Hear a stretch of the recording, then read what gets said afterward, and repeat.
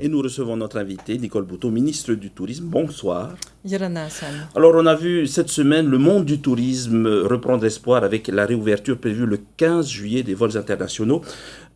À votre avis, combien de mois ou combien d'années faudrait-il pour qu'il y ait un retour à une situation normale en Polynésie sur le plan du tourisme? Bien, vous le savez, ça fait effectivement maintenant quelques mois que l'actualité de notre pays vit cette crise. Cette crise, elle est majeure, elle est importante, elle va être longue.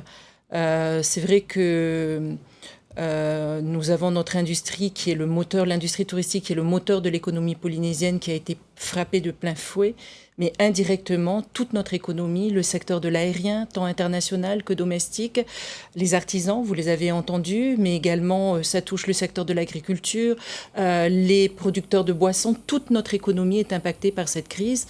Donc oui, c'est vrai que le meilleur moyen d'aider ces entreprises, d'aider ces artisans, c'est cette reprise de l'activité touristique que nous avons décidé donc à compter du 15 juillet. C'est le meilleur moyen de les accompagner et de les aider.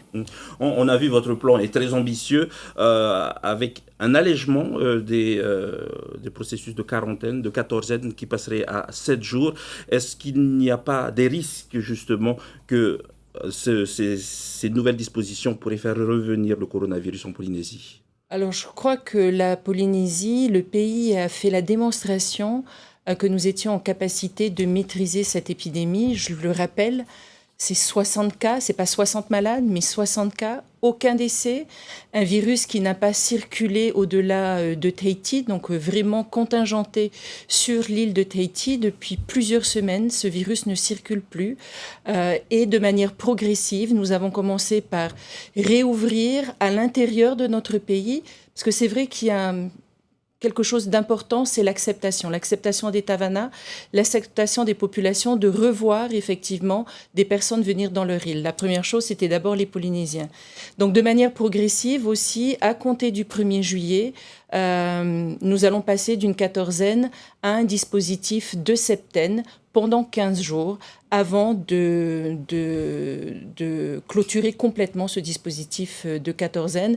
La reprise du tourisme international ne peut pas se faire avec une quatorzaine. On ne peut pas demander aux touristes de rester 14 ou 7 jours dans leur chambre. Donc aujourd'hui, nous apparaissons comme une destination effectivement qui est une destination refuge, mais surtout qui dispose de l'organisation sanitaire. Les visiteurs qui viendront à notre rencontre ont vécu également, de manière peut-être certainement plus dure que nous, le confinement, le respect des gestes barrières, la distanciation. Donc ils vont venir également avec ces réflexes et avec ce respect de notre destination.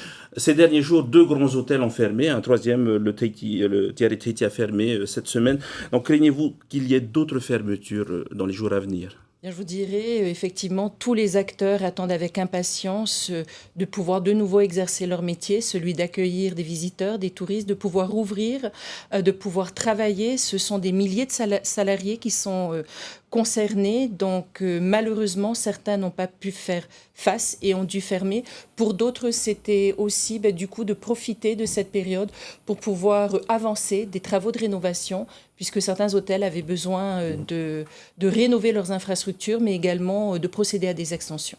Concernant les investissements, on parle toujours du village tahitien aujourd'hui. Est-ce que ce projet doit se faire justement pour accueillir ces touristes que vous espérez? Il doit se faire. Vous parliez tout à l'heure effectivement de combien de temps il nous faudra pour retrouver le niveau de 2019.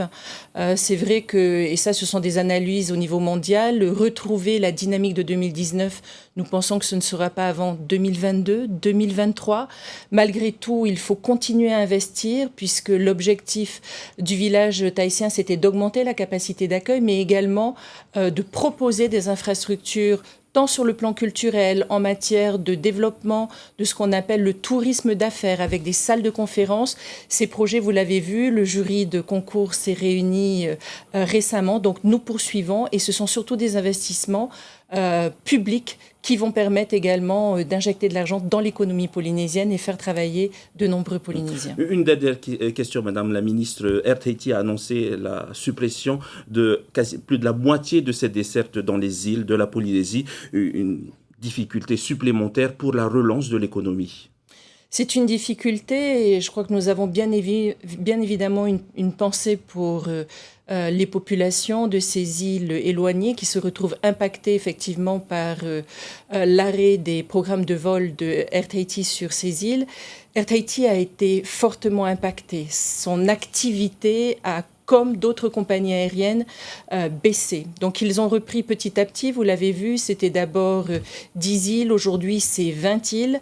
Avec la reprise de l'activité touristique, nous aurons l'occasion de faire un point avec Air Tahiti. Il faut savoir que le pays appuie et soutient l'ensemble de ces entreprises qui ont dû réduire le temps de travail de leurs salariés, réduire leur activité. Et c'est déjà un premier soutien qu'apporte le pays, qui est un soutien quand même relativement important. Donc, je le répète, ce moteur de l'économie qu'est notre tourisme doit absolument redémarrer parce que ce n'est pas uniquement, même si aujourd'hui effectivement on le voit, il y a une vraie dynamique depuis qu'on a relancé le tourisme d'intérieur, il est important que le tourisme international également, avec toute la prudence et avec tout l'accompagnement que nous apportons, puisse reprendre. Merci beaucoup Madame la Ministre pour toutes ces précisions et merci encore d'avoir accepté notre invitation.